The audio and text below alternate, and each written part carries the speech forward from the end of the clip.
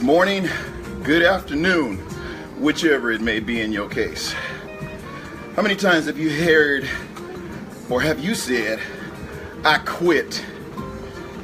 I've said that on many occasions. Some I've actually gone away and quit. Others, I hung in there and stayed with it. Happy Friday, everybody. Thanks for joining in. Please share with your friends, your loved ones, and your foes. Today, being that it's Friday, I want you to wake up, get up, and celebrate. Because it's your day. Today is your day. Like none other, today is your day. But you got to make a conscious, deliberate determination to seize this day. Here I am on the treadmill again. Why? Because I'm determined. I have that mindset that I need to reach a goal. That's why I do this. Why do you do what you do? So you can reach a particular goal, right? Listen, today I want to share with you 5 signs you were meant to be self-employed. 5 signs you were meant to be self-employed. I learned this from a guy named Matthew. Hey, cuz, what's up? What's happening? Are you out there working it out? Work it out, girl. All them grandbabies. Woo, you catching up. But listen, this morning I want to talk about, in brief, 5 signs to know that you were meant to be self-employed. Now that can be in the business sector, that can be in the religious sector, really doesn't matter. The thing about it is being self-employed to where you're happy and you're making what you want to make. The idea of stepping out on your own and into your own business world has always been alluring. Think about it. How many times have you said to yourself, man, I sure would love to be in my own business.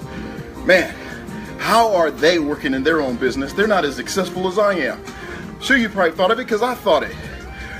Walking up to your boss in a crowded office or bursting into a board meeting and triumphantly declaring, I quit. Man, is the scene that has played out in countless of movie scenes. You've seen it. People walk into a crowded room where their boss and all the executives are sitting around the table doing what they do, hashing it out, figuring out who they're going to fire next. And you have this dream of busting in the office, slamming down all your pencils, saying, I quit, and walking out. But you know what?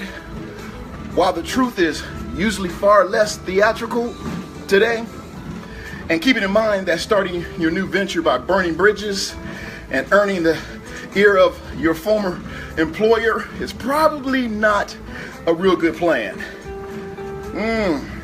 Not a good plan. You don't want to burn no bridges. You might have to come back. The fact is that some of the people, the siren call of self-employment simply cannot be denied.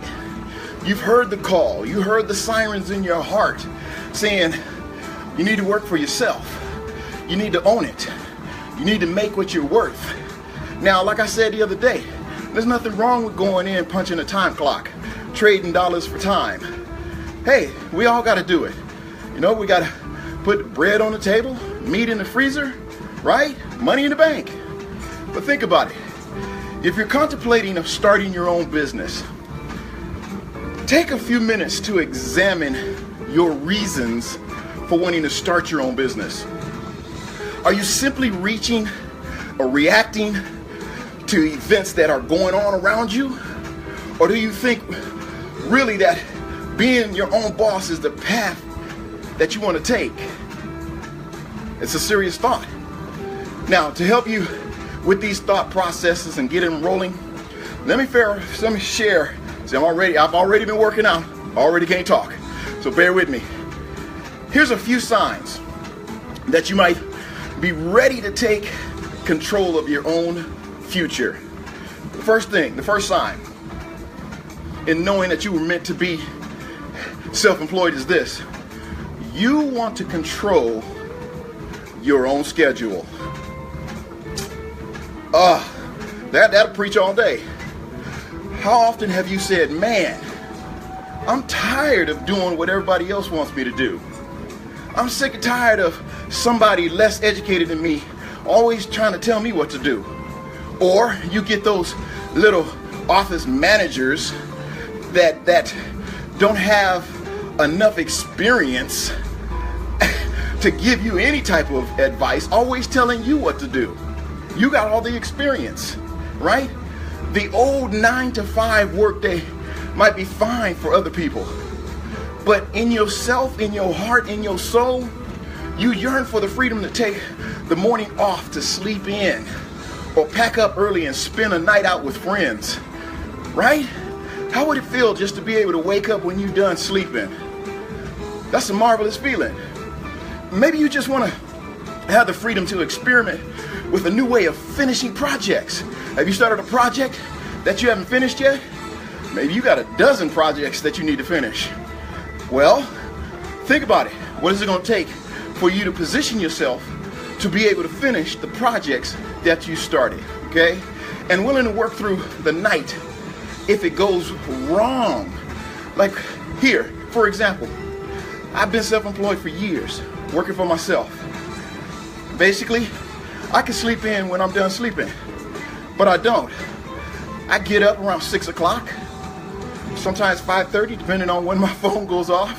You know, somebody texting me saying, good morning, I love you, which I don't mind that kind of wake-up clock. You know, we all should have that kind of wake-up clock. But you know what? I wake up, and I have my day planned out. I started, and if there's projects I need to finish, those are the first things that I get done, because I don't like procrastination. Man, that's one thing that really bugs me is procrastination. I'll get to it, I'll do this, I'll do that, but you never get around to it. Man, procrastination is the killer of all dreams.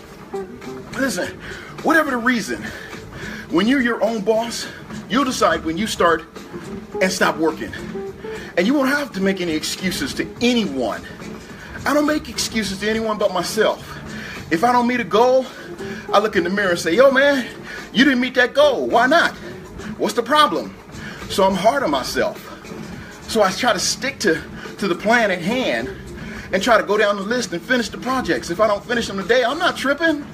I'm not upset because I didn't meet the goal for the day.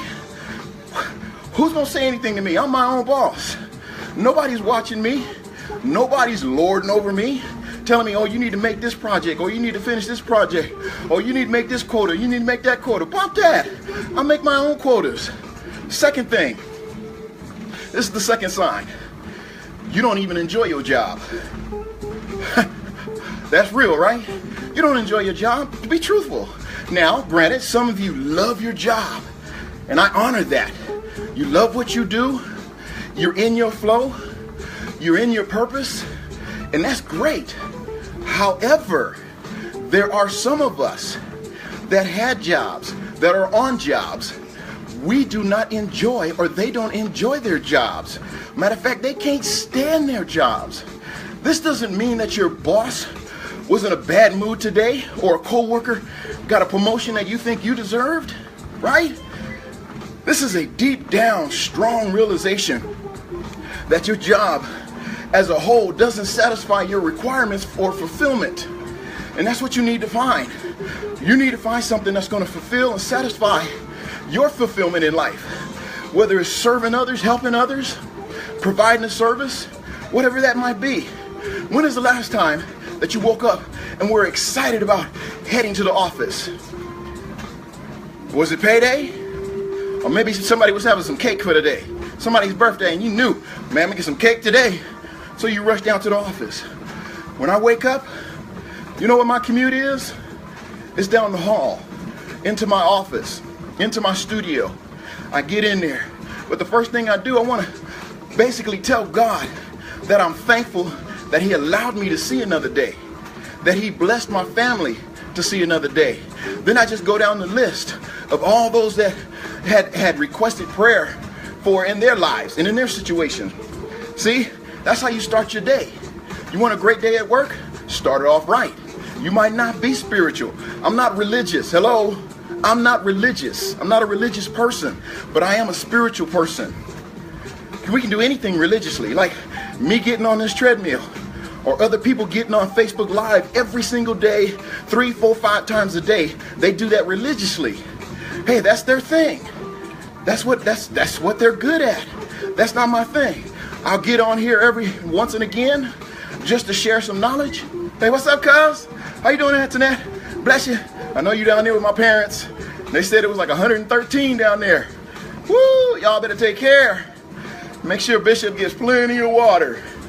But if you can't answer the question of what excites you about going to your office, you may want to consider creating that environment for yourself.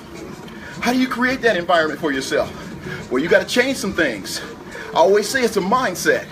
You got to start with your own mind. As I said before, the Bible said, let this mind be in you, which was also in Christ Jesus. Now, this ain't no preaching session, but I am a preacher. So you know you're going to get some. So what kind of mindset did Jesus have? Let's talk about it. Ooh, 107. Ooh, that's like winter in hell. 107. But think about it. What is it going to take for you to be happy? What is it going to take for you to be successful? What is it really going to take for you to create an environment for you to be totally happy in? Right? That's the one thing you have to realize is your mindset. What kind of mindset did Jesus have?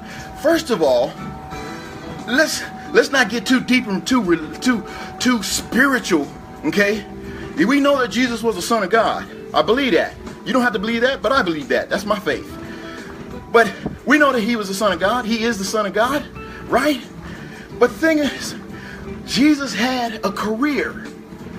The Son of God had a career. His father had his own business. He was self-employed. He was a carpenter. What do carpenters do? They carpenter. They're carpeting. They're building furniture, chairs and tables and practically doors and maybe even some houses. Jesus had a job.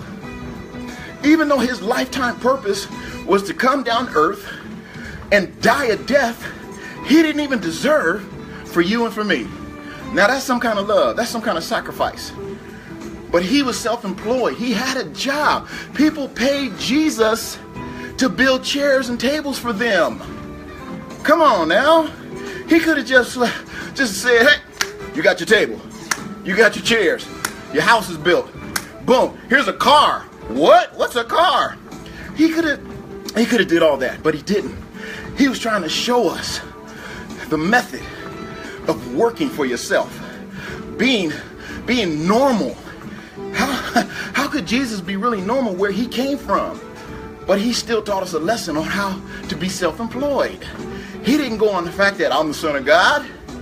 You're going to take care of me. I'm here to proclaim my Father's glory. No, he didn't do none of that. He took self out the picture. He says, I didn't come here for you to serve me. I came to serve you. So, in the environment that you create for yourself, is it an environment to where you're happy, you're content, you're satisfied? Because you're helping not only yourself, but you're helping others that are around you. Next sign. The third sign is this. You want to work with people, not for people. That's a sign that you were meant to be self-employed. You want to work with people, not for people. But I always say, work your day job until you're able to establish your career, your business, whatever that might be, to the point where you're supplementing your income. And then all of a sudden now it's replacing your income. Then you can have that go to Jesus meeting with your boss. Go in the office and let him know, you know what? It's been great, but it ain't been that great. I got to go. Now you can live your dreams and you can live out all your desires. Love you. Bye-bye. It can sometimes be tough when you know that your effort and time is going towards lining the pockets of the guys who steps higher up in the corporate ladder. Isn't that something? You would rather break your neck, sacrifice your family's time for some guy that steps higher up on the ladder in the corporate field. Really? I understand you're trying to keep your job, you're trying to keep favor with the man, so you can get that next promotion, get that raise. I understand all that. But deep down inside, are you really happy? Are you really satisfied with the person that you've become, or you have allowed others to mold you to be? Think of this. Once you go to the self-employment route, you'll be making money for yourself. Everybody wants to make money for themselves. I know I do. I enjoy making money for myself. But that comes with sacrifice. That comes with some constraints, right? Because if I don't get up and do anything, I don't make any money. Now, I got some businesses that are paying me residual income, right? But hey, that's still not enough right now to supplement all that I want to do. It's a good living for me. It was a good living for me and my children. But I'm moving into a whole different era now. I'm moving into the next chapter of my life. What is that? I'm looking on bringing on, a beautiful bride, successful bride, smart bride, intelligent bride, right? Brother can't come half-stepping. Even though she's like supporting me, she loves what I do. She stands behind me. She's my rock. She's my foundation. Because we already have the foundation of Christ. But it's so important to have that woman next to you that's saying, baby, I got you. I'm with you. I support you. What do you want to do? I'll do it with you. Let's do this together. Let's take on this task. Let's do this. Let's help some people. I love that attitude. I love that mindset. See, that's the mindset that I have. And we connect on that level because we both want to help people, right? Hers is more business and professional routed than mine. Even though I'm business, I have the business, I have the, yes, we're stopping. Praise God. But listen, even though I have more, not gonna say more, because we both have our limits, we have our levels, and we equal out in our profession. But like I said, she is more professionally minded than I am. Okay, I'm at this stage where, I've done the business. I've been successful in certain businesses, right? Mine is about, now ministering to the marginalized, ministering to those less fortunate, ministering to those that, on the streets. That's me, on the streets and in the streets and stuff like that. She's scared of the streets, which is fine.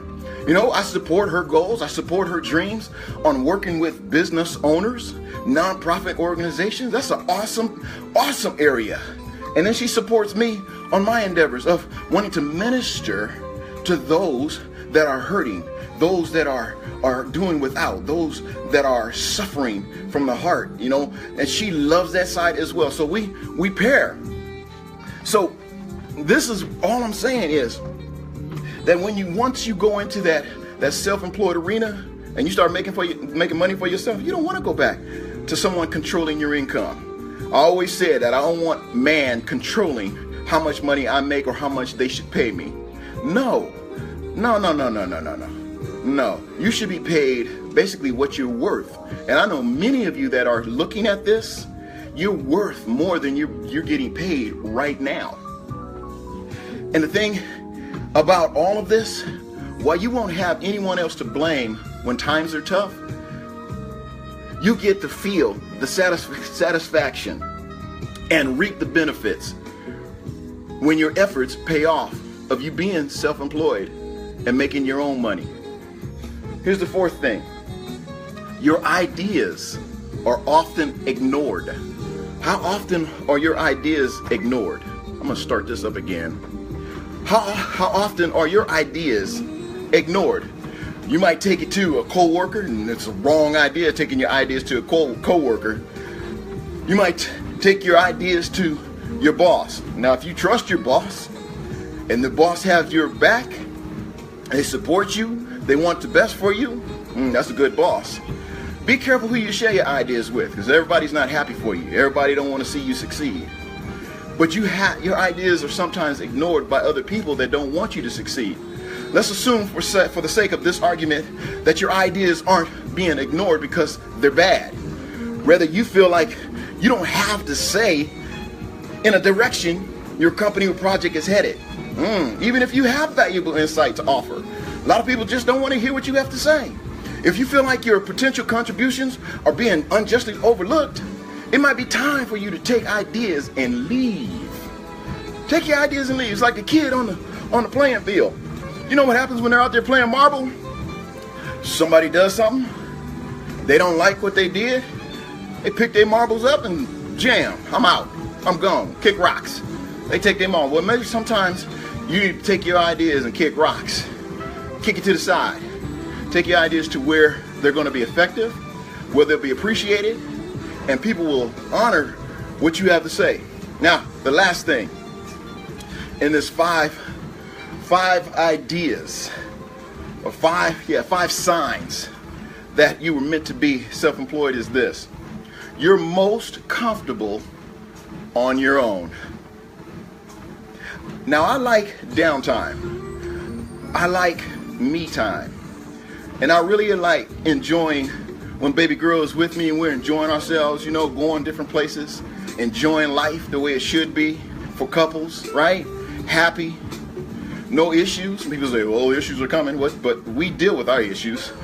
We have a spiritual foundation, right? So I'm comfortable being on my own. Very comfortable. That's not saying that I want to stay this way. It's saying that when you're in a job and you got people coming in and out of your cubicle, coming in and out of your office, always in your space. You know, what's the 3-foot rule? 3-foot rule is if you extend your arm, that's at least 3 feet. If they're within your arm length, they're in your personal space. They need to back up. Get out your 3-foot rule. But they're always coming in your office. You have no time to be comfortable in your office. You don't have no time for yourself in your cubicle because people are always running in and out. Well, you know what? If you're self-employed, think about the comfort that you have there. Think about all that comes with being self-employed. You're most comfortable when you're on your own. That's a wonderful feeling. It's a wonderful feeling to include others in your space, but you choose who you decide to let in your space. A lot of people talk. A lot of people say this and say that, but their actions don't weigh out to what they're talking. What's up, Miriam? The team environment isn't for everyone. You get in multi-level marketing. That's a team thing. If you're not a team player, you're not going to do well in network marketing because their structure is teamwork. As the team goes, everyone else goes. As the leader goes, everyone else goes. Teamwork makes the dream work. You've all heard those cliches. It's true. You got a strong team behind you, you can do a lot of things. You might not be as strong as any other team members, but because the team is strong, you get sucked up into that and you're just as successful as the rest of them if you have that mindset to be successful. So the teamwork environment isn't for everyone. And if you're one of those people that simply doesn't work for, you know it. You know it doesn't work. You don't like teams. You don't like. Here's one thing that I do know. I don't like group sessions. When I was in college, I used to hate when the professors say, okay, now it's time to group up. Are you serious? I hated that. I did not want to sit in a group, talk about why you here, what you doing. Give me my lesson. Give me my lesson plan. Let me go and do it myself because I work better and more creative when I don't have all these people interjecting their thoughts. You know, I'll sit and listen, but I'm not trying to get all up in the group thing. Now, some of you love groups because you're the dominant A factor in the group. You're like, yeah, I love groups because you're the one that takes over the groups. Well, a lot of people aren't like that. And you have to be sensitive to everyone in the group. You can't be the dominant one, you know, and those that are less dominant than you, and you lording over them. That don't work in a group. When you own your own business, you can keep the number of employees on the payroll as at one if you'd like to have it to where you are in control of that, right? You are in control of the payroll. You're in control of who gets paid. You're in control. That's your business. That's your job, right? You do business with whomever you want to. Contractors, freelancers will always be available to help you tackle bigger jobs. If you can't do it yourself, you can subcontract to people. It's like when I was in landscaping and I had my handyman business called Husband for Hire. Hello.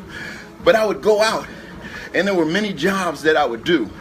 Many jobs that I learned how to do. If I didn't know how to do it, I'd learn it, because I didn't want to have to, hire somebody and, pay somebody to do it, because I wanted to do my own work, especially in my own home, because I renovated my own house by what I learned. However, there were tasks that I couldn't do myself, so I had to subcontract to someone else that was more prolific and professional in that area. I can do electricity, basic wiring, but when it came to hardcore electricity and electrical work, I hired a buddy of mine that I knew was a bona fide electrician. He would come in, he's used to getting shocked. I'm like, hey man, I'm done with all these little shock treatments, right? So I subcontracted out. So when you're self-employed and you can't do it all, subcontract to people. You having a bad day? Subcontract, right? I tell baby girl, hey, I'm your counselor, I'm your doctor, right? You got problems, I'm here to help you solve them. Whatever it is I can do to help. If it's nothing more than a listening ear, or the presence of someone being around you for you to relax and ease your mind of the daily stress and daily problems that you're dealing with, that's what counts. Do you have someone in your life that you can talk to? Do you have someone in your life that's positive? Do you have someone in your life that supports you? Do you have someone in your life that's your foundation? Do you have someone in your life that says, you know what, that ain't gonna work, but I'm with you? Do you have someone that says, ride or die, brother, I'm with you, man? You need those people. So, to recap, and I'm closing out, so you can start your Friday on a good note. 5 signs you're meant to being self-employed. Number 1 was, you want to control your own schedule. Number 2, you don't enjoy your job. Number 3, you want to work with people, not for people. Number 4, your ideas are often ignored. And the last one is, you're most comfortable on your own. Those are 5 signs that are meant to show you and get you to realize you are meant to be self-employed. Blessings to one and all. Thank you for coming in, sharing this moment with me. Share it with your friends. Like it, share it, do whatever. I just appreciate you spending some time with me as I'm working it out. As I always say, love God, love yourself, and love others. Live, hope, and change. I'll see you next time.